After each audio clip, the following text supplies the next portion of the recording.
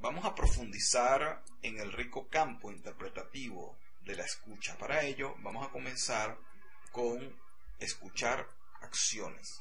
Este tema número 4 de la escucha efectiva y empática. Hagamos una distinción acerca de la forma como podemos hablar. Podemos distinguir cuando hablamos una modalidad propositiva. En este caso, el que habla representa sus puntos de vista, hace propuestas, ofertas, da sus puntos de vista. La otra modalidad es indagar. Y esto es diferente. Cuando nosotros indagamos, preguntamos para comprender, para escuchar el punto de vista del otro, para conocer los hechos, para conocer las interpretaciones, para conocer las inquietudes y los problemas de la persona que está haciendo el relato. Una segunda distinción importante es distinguir lo que pasó a la historia que contamos. Es una tendencia humana colapsar lo que pasó con el cuento o la historia que contamos acerca de lo que pasó.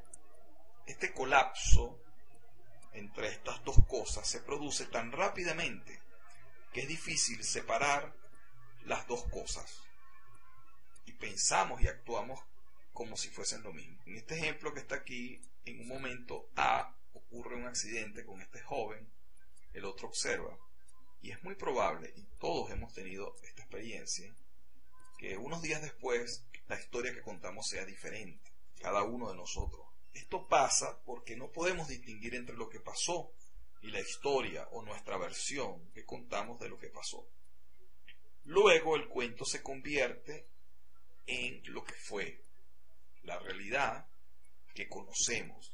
Esto limita tremendamente nuestra capacidad de escucha y la efectividad que tengo para escuchar. Cuando podemos separar lo que pasó de la interpretación, descubrimos que mucho de lo que consideramos como ya determinado, dado o fijo, podía cambiar. Situaciones que tal vez eran difíciles o complejas se tornan fluidas y abiertas al cambio. Ya no nos encontramos limitados a unas pocas opciones. Somos capaces de reinterpretar una situación con mayor generosidad, con mayor poder y con mayor posibilidad. De manera que siempre que escuchamos un relato podemos distinguir entre los hechos y las interpretaciones. Estas siempre aparecen colapsadas en una unidad que es lo que llamamos historia. Vamos a profundizar en estas distinciones. Digamos que un hecho es lo que pasa, es la descripción de un evento sin juzgarlo. Los hechos pueden ser verdaderos o falsos, como las afirmaciones. Veamos un ejemplo. Esta imagen que tenemos aquí es la imagen del cielo. Cualquiera puede perfectamente distinguir. Pero desde tiempos ancestrales los humanos hemos distinguido una constelación, la constelación de Virgo. Y fíjense que los astrólogos hacen miles de interpretaciones acerca de esta constelación. Lo que es un hecho es que estas imágenes del cielo y estos astros se presentan de esta forma en ciertas temporadas del año. Vamos a ver otro ejemplo para poder distinguir entre fenómeno y explicación. Los fenómenos es lo que podemos observar, lo que podemos percibir a través de los sentidos y compartir con otro miembro de la comunidad. Por ejemplo, igual en el firmamento nocturno podemos distinguir a la luna en diferentes fases.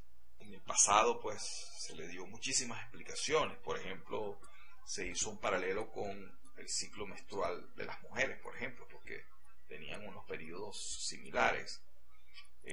También se podía hacer una interpretación acerca de la emocionalidad. Si se consideraba que la luna era una diosa, entonces estaba en distintos estados emocionales, y surgieron muchísimas explicaciones en el pasado. Es recientemente, pues de 300 años acá, cuando empezamos a comprender, por ejemplo, hoy tenemos una explicación más potente acerca de los ciclos lunares. De manera que una explicación es una proposición de un mecanismo generativo o un proceso que da origen al fenómeno o a la experiencia que queremos explicar. En el caso de las fases lunares podemos ver que la Luna realiza un movimiento de traslación sobre la Tierra, pero la Luna no tiene movimiento de rotación, y esto es lo que explica que siempre uno de sus lados está mirando al Sol. De manera que, volviendo al primer punto, si queremos indagar, una de las cosas más importantes para desarrollar el arte de indagar es hacer preguntas para escuchar y comprender el relato del otro. Y esto fundamentalmente implica distinguir entre afirmaciones que remiten a hechos o eventos o fenómenos de las interpretaciones que remiten a explicaciones y a juicios.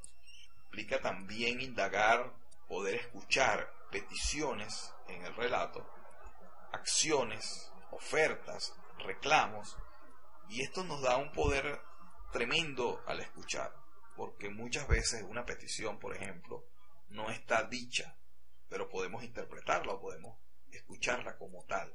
En resumen, podemos decir que escuchar efectivo requiere de la capacidad de distinguir los hechos, es decir, lo que pasó, de las interpretaciones, que son las explicaciones que damos de lo que pasó.